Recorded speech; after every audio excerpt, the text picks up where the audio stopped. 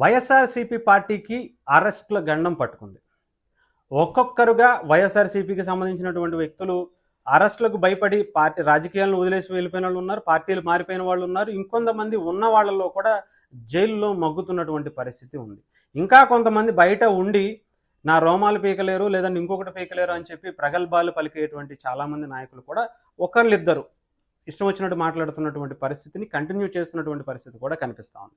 అయితే వీళ్లలో అరెస్టులు అవుతున్నటువంటి వారిలో ఇంకొకరి పేరు కూడా చాలా బలంగా వినిపిస్తుంది. విడుదల రజనీ చుట్టూ ఏసీబీ ఉచ్చు, విచారణకు అనుమతి కోసం గవర్నర్కు లేఖ, ఐపీఎస్ అధికారి జాషువాపై విచారణకు గ్రీన్ సిగ్నల్, స్టోన్ క్రషర్ యాజమాన్యానికి బెదిరింపులలో ఒక కేసులో ఉన్నటువంటి వీళ్ళిద్దరిని అరెస్టు చేయడానికి విచారణ చేయడానికి కూడా చాలా బలంగా ఏసీబీ ముందు ఉన్నట్టుగా తెలుస్తోంది.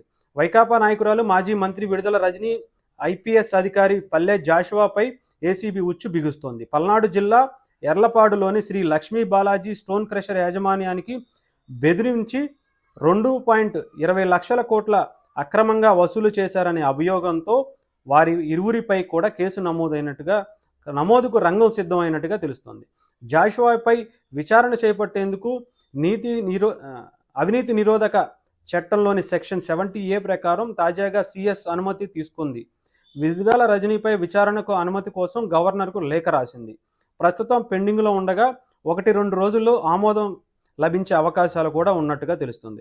5 కోట్లు ఇవ్వాలని బెదిరించినట్టుగా వీళ్ళిద్దరూ కూడా ఉన్నటువంటి కేసులో చాలా బలమైనటువంటి సాక్ష్యాలు సేకరించడంలో ఏసీబీ కూడా చాలా ఉత్సాహంగా కనిపిస్తున్నట్టుగా కనిపిస్తుంది. అంటే కూటమి ప్రభుత్వం వైఎస్ఆర్సీపీ ప్రభుత్వాన్ని ఏదో ఒకలాగా అరెస్టు చేయటం కాదు, అరెస్టు చేశామా దానికి ఒక పద్ధతి ప్రకారం ఉండాలి. అంతేకాకుండా రాజ్యాంగానికి లోపడి వాళ్ళు చేసినటువంటి అవినీతిని ఎండగట్టే విధంగా సాక్ష్యాలతో సహా ప్రజల ముందు కోర్టు ముందు ఉంచే విధంగా చేస్తున్నటువంటి కార్యక్రమాలు కూడా చూడొచ్చు. సో దీన్ని దృష్టిలో పెట్టుకునే కూటమి ప్రభుత్వం చాలా కీలకమైనటువంటి విషయాలను సేకరించే పనిలో ప్రభుత్వంతో పాటు పోలీస్ డిపార్ట్మెంట్ కూడా ఉందనుకోవచ్చు. అంతేకాకుండా ఎవరైతే ఇప్పుడు విడుదల రజనీ గారి కేసు ఉందో వాళ్ళకి సంబంధించినటువంటి అంటే పొద్దున్న అరెస్ట్ చేసామా, లోపల వేసామా, సాయంత్రానికి వదిలేసామా అన్నట్టు కాకుండా వన్స్ ఒక్కసారి కనుక అరెస్ట్ చేస్తే వాళ్ళ మీద ఉన్నటువంటి అవినీతి అంతా కూడా ప్రజల ముందు నుంచోబెట్టి వాళ్ళకి రాజకీయ భవిష్యత్తు అంటే ప్రజలే చిత్కరించుకునే విధంగా వీళ్ళు గత 5 ఏళ్లుగా గవర్నమెంట్ని అధికారాన్ని అడ్డం పెట్టుకుని ఇష్టం వచ్చినట్టు చేసినటువంటి అవినీతిని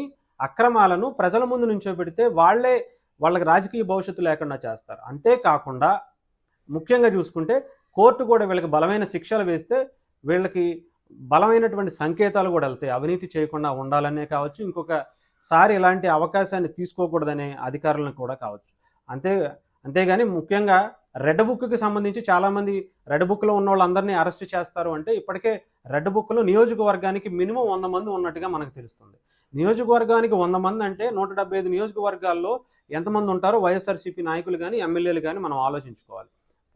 పోతే వాళ్ళందరినీ అరెస్ట్ చేస్తే ఇప్పటికే కనుక జైళ్ళన్నీ కూడా వైఎస్ఆర్సీపీ నాయకులతోనే ఫుల్ అయిపోయి వాళ్ళ మీద ఒక్కొక్కరి మీద ఒక 10-20 కేసులు ఉండుండేవి. కానీ ఇక్కడ కూటమి ప్రభుత్వం చేస్తుంది ఏంటంటే వైఎస్ఆర్సీపీ అధికారంలో ఉండగా చేసినటువంటి అధికారాన్ని అడ్డం పెట్టుకుని చేసినటువంటి దోపిడీని ప్రధానంగా తీసుకుంటున్నాయి.